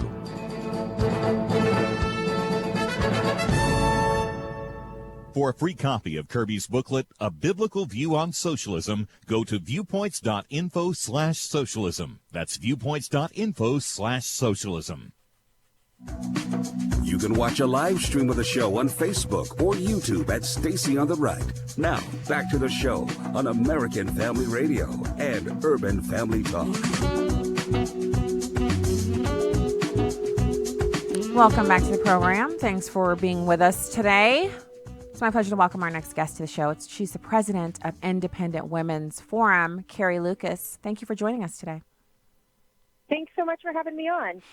Okay, so the subject matter is a bit uncomfortable, but we need to be fighting back against this because the minute this is normalized, I was explaining in the last segment, the next hill that the sexual revolution and their agenda will be dying on is some kind of normalization of pedophilia. And we already see the NAMBLA people and all of them waiting in the wings, hoping that the transgender people can get their complete and total domination over with so they can move in and get something done for themselves. Well, it's interesting. I think that one of the things is we start talking about the issue of women in sports is there should be a lot of common ground. It's funny because I feel like for a long time, or for years, I've been writing about the issue of women in sports and trying to, really the left has been so focused on the idea of promoting women's participation in athletics, often really at the expense of men. And I thought that was a little crazy, but what's even crazier today is that now it's the left that is really advancing an agenda that threatens the ability of women to be able to participate at all in sports. Because by kind of brushing over this idea of having biological men compete against women as if it's just the same, as if it's a level playing field, it's obviously not. And it's funny because we really need to go back to those basics of the birds and the bees. It seems like the concept of equality has been taken so far that we are supposed to pretend that there's no differences between men and women, but in fact there are. And women, if we ignore that, it's women who are going to be paying the price. And so we're seeing that already. We see girls who were, going up in competitions and looking to be the best nationally in their field, now looking at being 7th or 8th because the transgendered boys are ahead of them because they have more muscle mass and their girls can't compete against boys. Yeah, you're exactly right. It's interesting. I wrote a piece this week looking at the kind of commentary surrounding a biological man who just won a weightlifting championship. And this is a man who came in and smashed 4 world records in female weightlifting and won, I think it was 8 or 9 competitions, basically everything that she had entered because this is a human being who had gone through puberty as a male, which means that regardless of what her status is today, she has greater lung capacity, she has more muscle strength, she has a totally different physical makeup, making it absolutely impossible for someone who is born a female to compete with. And it's really unfair. It's something that I feel like some people can just laugh off. But when you look at how this, what the stakes are, there's a lot of women out there and girls who work very hard in their athletic fields. And, this is for you look at what's happened in Connecticut with track and field, with women who would otherwise have the potential to be looking at scholarships for college, to participate in track and field who are now no longer getting to participate in the top meets because biological males are taking their spots. It's something that has a lot of potential impact, and it seems like an opportunity to me in a lot of ways. It's because I think this is a time when we say, like, really, this is what whose interest is this in? Is this really what we're trying to do? Is this really what the left thinks about how we want to treat biological women? I think that hopefully there'll be a little bit of a pullback when we realize just what kind of craziness we're embracing. But I don't see it. So, Carrie, I have the same thought. I have had that thought many times over the past year or so since these stories started to surface. And I thought, where are the women? Like, I know some of these women, they're liberals. Their daughters are overachievers. They're good at math and science, and, they're comm arts proficient. They're these little super girls, and they play in sports. And when they get a little older, when they're tiny, they all play together. When they're 3, 4, 5, they're on these mixed teams, and it makes sense. But as soon as the boys are outrunning the girls, the teams separate off, and the girls are on one team and the boys are on another. And I just don't see these liberal women, mothers of feminist daughters, standing up for the principles you just outlined there. Yeah, you're right. There hasn't been the outcry that I'd like to see, but I think for just that, just for what you described, I think there has to be a silent majority out there who know that this is insanity. I think that right now everybody is assuming that this is not something that's going to impact them, that this is going to go away, that it might be a fad. But I think the trends suggest otherwise. But there's actually some good news, though. I mean, an Olympic committee just set about some pretty stringent standards that were trying to make it so, essentially making it very difficult for anybody who's born a male, who's actually a biological male, to be able to compete as a woman in the Olympics. So it could be that some kind of governing bodies start to step in and make some progress on this and return to some common sense. But otherwise, I think that this is a challenge. I hope that we're having conversations like this, kind of giving people like the security of crowds to say, hey, this doesn't mean that you can't respect and the humanity of somebody who has a true transgender or has gender identity issues. Of course, we want that person to be supported and to be loved by their community, to be treated with respect. But we can't toss out the entire concept of female athletics or female participation. That's not what equality entails. I think that kind of separating out the larger issue of transgender from this question is important, and we need to be speaking about it so that other women will too. Well, Carrie, I totally agree with the way that you broke that down, and you did so very well, especially looking at the issue from being compassionate. And I do have compassion for people who are, whatever you're struggling with, you don't need all of us to be like, nay, nanny, boo boo, you can't sit with us. So that's not my intention here. But what I'm seeing is a kind of calcification of this issue where, like, for instance, Target, like right now you're on American Family Radio. We're a division of American Family Association. You're also on Urban Family Talk.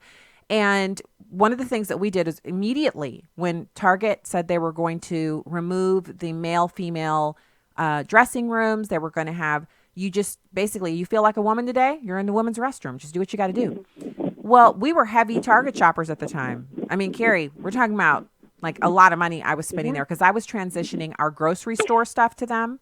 And then all of a sudden, they're doing this. So I went online. And what did it for me was, it was two things. First thing, our daughter is in the dressing room. I noticed they'd moved it to the corner of the store. So we go over and she's in there trying on a dress and a man walks out. And I asked the lady there, I was like, what was he doing in there? And she said, this is the dressing room. It's not for men or women. It's for both. I was like, oh, I don't like that. She said, yeah, I don't really like it either, but that's what we're doing in all the stores now. Well, it was that. And then I went online and I typed in sexual assault Target stores, and all of the sexual assaults that have happened in Target and Walmart. I don't know why the Walmart ones came up, but they came up too. And Target is just it's like where you and I like skipping and going and buying cute, white pitchers and cute pots and pans and napkins and placemats that coordinate. Also a great place for people who are nasty and disgusting to go around kissing women on the mouth, kissing little girls on the mouth, grabbing women out in the store. So them opening up the bathrooms to men, it just gives them a more private place to assault women and girls. All of the assaults that have happened there, it was so bad, I actually started a list on my blog where it's one of the most clicked on actual posts on my blog where people you can just go there and scroll down. And I actually have to go back and update it with like 10 new instances from the last time I updated it, which was sometime last summer. So I would think that after Target made that decision, and then the information I've shared it's not like it hasn't been on Breitbart or anywhere else. A lot of places track this. We haven't seen, like we have a million or so people who are boycotting Target right now. But there are how many people who shop at Target a year? 50 million, something like that. And at our local store, they actually expanded it from a Greatland Target to a Super Target because it was I remember this because the guy who was a developer, we caught him at a restaurant one night, and he told me to my face that our Target in St. Louis, in the inner ring suburb, was a $35 million a month store. And they were doing $55 million a month. This is like 12 years ago. And so because it was doing so much more, they needed to either build an additional Target or upsize the current Target, which is what they did. They just made it huger so it could do $65 million a month. $65 million a month from people like you and me, right? Working folks. We're not independently wealthy. We go to Target because we think it's good deals. We have not been able to cinch them down to the ground to get them to stop this madness because people won't stop shopping there. So if people won't stop shopping at Target because of sexual assault, how do we get people to recognize that this transgender thing, it will destroy women's sports? Yeah, it is hard. I would think that, you look at the situations like what's going on in Connecticut with their track team and in Texas with some of the wrestling. You would hope that those individual communities would start, kind of leading the charge, because these are people whose kids really are being harmed, like in a very obvious way.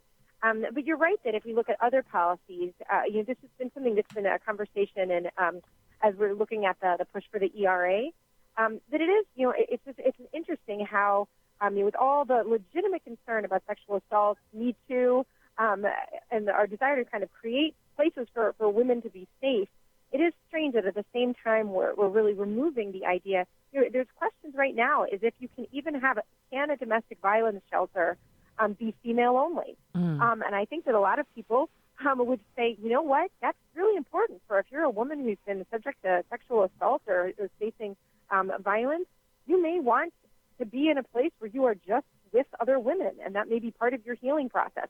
Certainly that shouldn't be illegal or impossible. But increasingly our laws are leaning towards this idea that in fact that such things are discrimination and discrimination that has no justification, and that's troubling. I think that's we need to remember that that sometimes women are different than men. We do need different protections, and that's okay. That's something that our society should be able to afford while still treating individuals with respect. Carrie, you're right. I'm all about the respect. We can disagree, but let's respect each other. Let's respect each other's personal spaces. Let's respect each other's right to not change our mind. If you don't present a convincing enough view, then I don't have to change my mind, and vice versa. But I on one of our live streams, someone typed in this name, which I actually didn't know this person's name, Fallon Fox. In 2014, Fallon Fox, who is a transgendered MMA fighter born as a male, he beat his female opponent, Tamika Brents, so severely that she had a broken skull and concussion before the TKO was called. The fight lasted 2.5 minutes, and it's so brutal and bloody that most people, they regret watching it. This guy beat this woman, almost killed her, and he was able to do that because he said he believes he's a woman. So I think that story, that's the poster story for why we don't want men in women's sports, not just the non-contact ones like the lifting and the sprinting and the racing, but these contact sports like wrestling, MMA, et cetera, we're talking about women getting in the ring with a man and possibly dying because we're kowtowing to this weird agenda. That it's so nonsensical, because I'm a mom. I look at this and I just don't see any reason why you wouldn't just create a new category of sports called transgendered sports, and that's where those people would compete. And if transgendered women to men wanted to compete against, others who were male to female or what have you, they would just set up their own rules and do whatever they wanted, but leave the women out of it. Yeah, I totally agree. And you're right that it's funny. One thing, a pet peeve of mine, is when you watch on television all the time, in these kind of television shows and dramas, you often see a 100-pound woman, in high heels, kicking a man and able to knock out a huge guy with one punch. Yeah. And I think that sometimes our society has really warped views of how these things work in reality. And it's that's may be funny, but it's not reality at all. And women need to be aware of this. I have a 13-year-old daughter. I don't want her thinking that she's that she's going to be able to overpower a guy who's twice her size just if she is able to do a karate chop. I mean, that's absurd. We need to recognize that women do have special, women are strong and wonderful, but we're clearly not as physically strong as the average man. Is not as strong. The average woman is not as strong as the average man, and that's just a fact of life. And we need to be able to talk about that honestly and make sure that we do have policies that protect women both physically, but then also in our ability to participate in things like sports. Amen. And I'll tell you what, Carrie, this is the way I broke it down to my daughters, as they were kind of arguing with me a little bit. I turned the sound off on Black Widow beating up those guys. I think it's in Captain America, the second or third movie. She and the driver of Iron Man go into this place, and she starts beating everybody up, and the driver only gets to punch one man and knock him out, and she's taking down all these men. Well, if you turn the sound down, you can see that when she jumps on them, they hesitate for a second to allow her to actually get on them, and then she wrenches them down to the ground, but they're cooperating. But the girls were still not listening to me, and one of our jokes around here is the strongest muscle on the human body is actually the uterus. So women do have that. But since we don't fight with those, the men get to win on the muscle size. So I then showed her some other videos of women fighting men where it wasn't, a Hollywood stunt thing. And it's pretty obvious that we cannot overpower men. Even when we're similarly sized, men usually are stronger. I think the conversation we're having has to be had, and we have to awaken people to the idea that this is something we got to put a stop to. Carrie Lukas, president of Independent Women's Forum, thank you for joining us today. Thanks so much for having me on. All right, talk to you again soon. Have a great week. We'll be back with more right after this.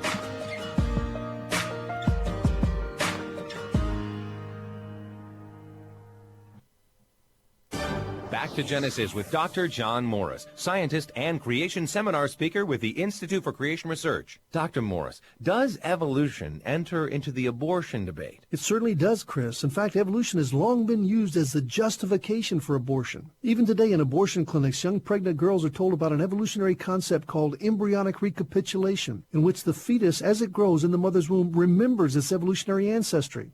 And at one point, it's just a fish. And it's okay to kill a fish, so you can abort in those months. What's the harm? In such a way, many are deceived into murdering their unborn children. But the fetus is a person. Humans were created in the image of God. The human fetus is just not finished growing yet, but it's human in every sense, both scientifically and biblically. So you see, Chris, even modern societal issues go back to Genesis for more understanding. To learn more about creation, get our free DVD called That's a Fact. Call us at 800-628-7640 and mention the promo code FACT. Family is an institution set forth by God. One man and one woman for life, with the outflow being children produced by that union.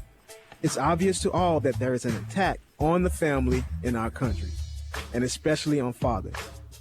Whether it's the cycle of sin that persists in our families or the pressure from our government to exclude men from being intimately involved, the strategic battle is on for the souls of men. Join us in the battle to strengthen fatherhood. UrbanFamilyTalk.com. Bishop Vincent Matthews. Every one of my children have gone to college that are in college on an academic scholarship. And we taught them in our home. So reevaluate. Wherever you bought your hair or got it done, one day it's going to be out of style. But your heritage is not just for what am I going to do today. It's for your children's children's children's children's children. The Marriage, Family, and Life Conference is coming June 20th through the 22nd. Learn more and register at urbanfamilytalk.com. I'm Linda Bell with the Fox Business Network, giving you the business. Whether it's food delivery from a local restaurant or ordering a meal through Uber Eats or Grubhub, dining in is the new dining out. Research firm Cowen forecasts that food delivery will climb from $38 billion in 2016 to almost $76 billion in 2022. Cowen estimates that delivery will drive 30% of the restaurant industry's growth in the next 3 years. Firehouse Subs is one of those companies that's seeing growth.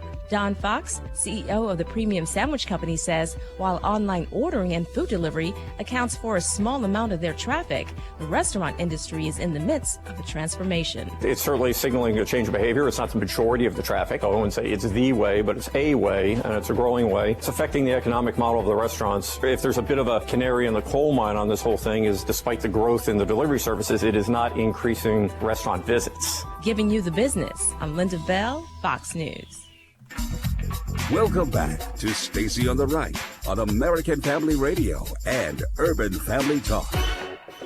Cory Booker says he will name a woman as his running mate. Will you make the same pledge? I would give very serious consideration to that. Person of color? I think it's premature. It would be silly to make that statement right now. You can't give us your short list right now. Oh, did you hear him? He laughed like, I'm not telling you anything. I'll do what I want. I'm Bernie Sanders. Yeah. I just, look, and I want to make sure that for those who aren't in a faith tradition and they're doing whatever they're doing, this isn't about being rude to people or coming down on people like a ton of bricks, but it is about preserving basically just your physical right to have an opportunity, the same opportunities that we had to compete in sports. And I think the thing that our daughters have gotten out of playing, just, they played basketball, soccer, now we have one who's running track and field, and actually we have two doing that. But our son and one of our daughters, it's not that we've ever been under the impression that because she was super fast, she was going to be a soccer star and her career was going to be soccer. It was actually the opposite of that. We felt like what they got out of it was the team spirit, learning how to play on a team, learning how to work through disappointment when they would lose, learning how to keep pushing, put your effort out there. And some kids learn that in other ways. Like the sports are not the only way to do that, but it is a great way to, it takes up some of their time in the afternoons with practices and things like that. And I'm not saying like for busy work, but it does keep them engaged at school, and it's helpful. And if you have, a coach who is a godly person, they pour in to these kids. And so you're pouring into the kids and the coach is pouring into the kids. And so that's a really nice thing. It's not for everybody, but when I think about the benefits of the girls doing these sports, it's been a blessing, for them to get to do it, and for our son as well. So I don't want to take that away from them. And I don't want to take that away from future generations of kids who girls won't have sports, because what is the point in competing at something that you cannot win if all of your competitors are boys who are wearing lipstick or boys who've grown their hair out? Because I mean, when I look at these pictures of these people, the person that, this transgender MMA fighter who broke the female opponent's skull, I mean, when you look at her, you are not confused. You are not like, oh, what a pretty lady. No, you're looking at her, you're like, that is a man. That's a man. Okay. And there's again, Victoria's Secret has backtracked, after a transgender revolt. We absolutely would cast a transgendered model. Now, I can tell you, so there's a couple of different places where I've bought some dresses from before. And recently, if you buy something from someone one time, they start sending you the catalog to the house. So I flipped through the catalog. I was just sitting there. I don't even remember what I'd done the show. I grabbed the mail. I'm flipping through the catalog, and I saw what looked like a man in a dress. And so I stopped and I looked more closely, and the man had on makeup, but it was obviously a man, baby. Like, we're talking about jawline, neck, all that. A man. So I looked, and then I flipped back through, and they only sell women's clothing. Because how some places can sell men and women's, but this is exclusively women's clothing. And I thought to myself, what makes them think I would want to buy clothes that have been on a man? Like, well, why? What makes them think this makes me want to pick up my phone and type in this item number and order it? And it left a bad taste in my mouth. It's not like I don't like the clothes anymore, but I kind of feel like they're marketing that to somebody else. Because when I see a man in a magazine, that does not make me pick up the whatever, like go to my laptop, pick up my phone, whatever, to order. Unless the man looks like a man and I think, oh, my husband could use that shirt. You see what I'm saying? So they've kind of lost my business, not because I'm boycotting them because they have transgendered models, which is probably a good idea, but because they actually did themselves a disservice by turning me off, because I'm flipping through and I'm looking at women in dresses and I'm thinking, I would look cute in that. I wouldn't look cute in that. Oh, that's so cute, but I probably, I'm not doing that. And then I see a man wearing a dress, looking like a man. And I'm like, so the whole thing is like, oh, so these are transgendered clothes. And into the recycle bin it went. And that was the end of it. What's so weird about it is sometimes I'll say, oh, I don't need to buy any more dresses. I need to, just chill for a bit. And it's hard because I'm thinking, but I just got that catalog, or I just got that mailer from Anthro, and I really want to look at those dresses, and I could use just one more dress. You know what I mean? So you're like, I'm not buying any more dresses. I'm a grown woman and I know when I need to quit, and I'm done. But with them putting that man in the magazine like that, they actually turned me off of buying dresses from them, so much so that I haven't thought about it since then. The next time the mailer came, because it only comes like 3 or 4 times a year, I actually just threw it in the recycling before I came in. So we have a recycling bin in the garage.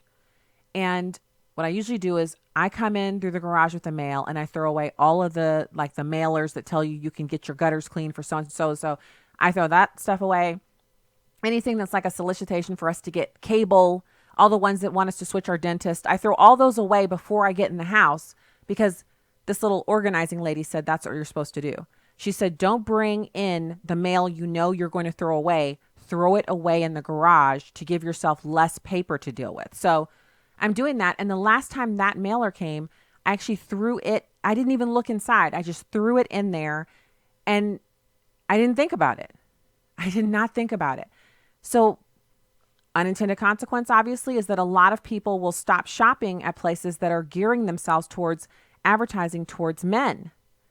But Victoria's Secret, they already have a little bit of a branding problem, because they're from the era where, women were all about using their bodies for selling products and et cetera, et cetera. And with Me Too, they're trying to empower women and not just be seen as their body parts. So there's a little bit of they're now much more of a niche than they were before. So they had their fashion show, and this story is actually from November of last year. But some Vogue magazine person asked the lingerie line chief marketing officer, Ed Razik, if he would include transgenders in the fashion show. And he said, no, I don't think we should. The show is fantasy. It's a 42-minute entertainment special. That's what it is. He said it's fantasy. In other words, no one fantasizes about transgenders. Well, he's right about that. And I don't know why anybody would punish him for telling the truth. Oh, wait. Yeah, Democrats, they like doing that. He says it's the only one of its kind in the world, and any other fashion brand in the world would take it in a minute, including the competitors that are carping at us. And they carpet us because we're the leader. But he got a lot of social media fallout. So some transgender model named Monroe Bergdorf tweeted, "The full fantasy can always be sold, regardless of a woman's gender identity, size, or shape. I guess we now know what Victoria's Secret is." And so why they would pay attention to some Twitter troll who doesn't even know his own name, I don't know. Then he comes back and he says, "My remark regarding inclusion of transgender models in the Victoria's Secret fashion show came across as insensitive. I apologize. To be clear, we absolutely would cast a transgender model for the show. We've had transgender models come to castings, and like many others, they didn't make it, but it never was about gender." And he goes on to, further obliterate any sense that he has a true, belief system. And that's the problem. And so now we're going to segue over into this Facebook pivot. And I want to do that by giving you this story here. This is from today. Facebook removed a Christian sermon and suspend the individual who shared it. They told him, "You posted hate speech." Guess what his sermon was about? His sermon said, "All have sinned." So Facebook removed a link to a sermon and temporarily suspended the individual who shared it because some Christian doctrines violate the platform's community standards on hate speech. The 9-minute clip was taken from a message delivered by missionary and evangelist Paul Washer, in which he detailed the biblical doctrine known as total depravity. The doctrine of total depravity deals with the state of humanity after sin entered the world in Genesis 3, and how every part of man, his mind, will, emotions, and flesh, have been corrupted by sin. Now, you know that this is the truth. This is the gospel. We are all depraved and in need of a savior. At the close of the message, Washer said, "Some of you in your 60s, 70s, you were preaching like this all the time when you were children. But now it seems the new generations to follow cannot bear with truth. They would rather be deceived and think well of themselves, but a man who will not accept his illness cannot be healed." And for saying that, Facebook suspended him and removed the post. You see where we're going? This is the ride we're on. And the question is, what are we willing to do about it? At some point, if we let them, they're going to have the power to tell us to stop preaching the truth about who we are as human beings and who the Savior is. And if we let them, we're just as guilty as they are. So here's the Facebook pivot, and this is from yesterday. And I'm actually, there's something so smart and devious about sinful folk. And Mark Zuckerberg is no different. He says, "The future is private." He's discussing Facebook's roadmap. He says they don't exactly have the strongest reputation on privacy right now, to put it lightly, but the revenue still looks really good. Now, revenue is a famously lagging indicator in the tech industry. And this writer says that companies like Facebook effectively have become utilities. They're going to maximize their income just as their use becomes ubiquitous. Not because people especially like them anymore, but because there seems to be no better alternative. And he says, see also Craigslist, PayPal, MySpace. He says Zuckerberg's new phrase, "the future is private," is his vision of Facebook as a platform for groups and individuals sharing end-to-end encrypted messages, the content of which cannot be criticized because it's literally, you would be incapable of knowing what I was sharing unless you were a part of my group and I was sharing it with you. And in that case, if you didn't want to see it, you would just leave, but you couldn't complain about it. And no one else would ever be able to see it and get triggered by it unless they opted in to see it by allowing me to message them these encrypted messages. So that would inure Facebook from any criticism, right? They wouldn't have to worry about boycotts or going in front of Congress. They really are moving in this direction. That's why they bought WhatsApp, and that's why they launched their Facebook Messenger platform on its own. Now, they're actually this is the ringing of the bell that they're going to move away from newsfeed, where everybody posts everything and everybody gets to see it and get triggered. But they want to do more than sell ads, because newsfeed attention, that's not where their new money is. It has limits, and people post fake news, and they don't want that. So what they really want next is for Messenger to become WeChat for the rest of the world, like an impregnable walled garden used for business communications as well as personal, one which dominates not just messaging but commerce, a platform that's capable of transcending and replacing credit cards. It would be enormously lucrative. You would also see Facebook escape public and regulatory scrutiny and outrage. And Facebook would be able to say, well, it's mathematically impossible for us to monitor and censor messages. That's how we preserve privacy. So it's now entirely possible to envision a thriving future for Facebook, which does not really include Facebook. This is a world in which Instagram is the king of all social media, Messenger and WhatsApp rule messaging, occupying the $500 billion international remittances space, and also take basis points from millions of daily transactions performed on the platform. And then Facebook, the original entity, would continue to be an app and website, languishing as a neglected relic. Middle-aged people and older would use it for event planning and some life updates. And it would kind of go the way of MySpace. But the new thing would be stronger, more evolved. And it would be an online walled garden, but domed like Wakanda.